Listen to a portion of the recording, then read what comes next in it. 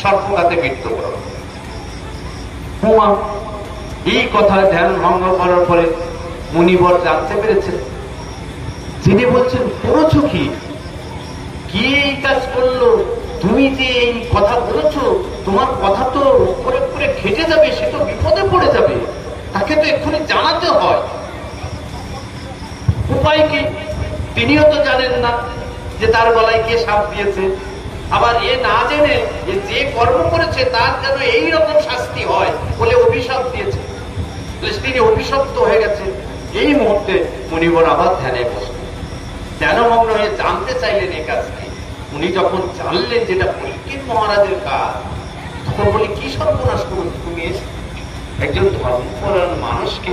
তুমি দেখুন যারা ধার্মিক হয় তারা কিন্তু কোনো কাজে তারা কিন্তু কষ্ট পায় না। এই একটা উচ্চতা, ভক্তের উচ্চতা চক্ষণে। তিনি কিন্তু আমার গলায় কে দিয়েছে এটা তার শাস্তি উপযুক্ত হয়েছে এ কথা বলছেন না। তিনি বলছেন কি সর্বনাশ হয়েছে, এই ধর্মপরায়ণ ব্যক্তি এত বড় একটা ভালো মানুষকে এই ঘটনা তুমি করে দিয়েছো, তুমি আর যাই হোক এক্ষুনি জানাও, নিশ্চয়ই একটা উপায় খুঁজে বের করতে হবে। এবার এই তাকে জানানো হলো। আমি এই কথাটা এই পর্যন্ত গেলাম, আমার গল্পটাই চলে যাওয়ার কারণ হচ্ছে যে এই মুখের বাণী আমি বলেছিলাম সাধু গুরু মুখবাণী হচ্ছে বীর্য কথা।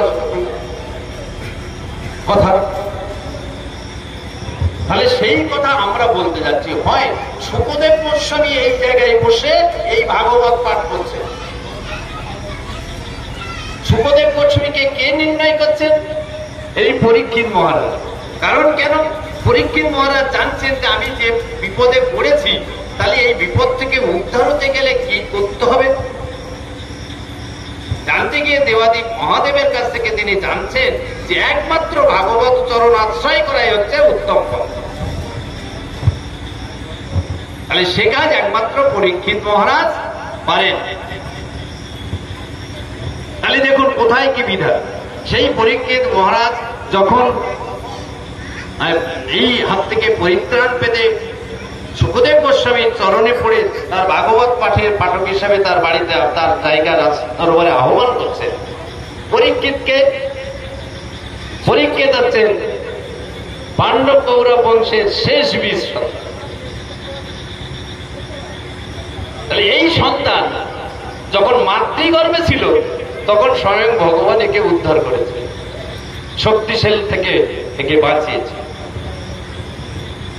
তাহলে ভগবান যাকে একবার বাঁচিয়েছে তিনি আবার সেই অভিশপ্ত ভগবানের মানে যে কবলে পড়েছে, মৃত্যুর কবলে পড়েছে।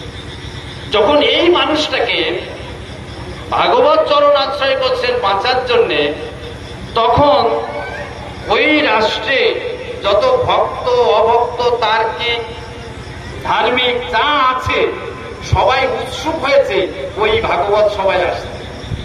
কেন আসবেন? পরীক্ষিত মহারাজ জাতা ব্যক্তি নয়, উনি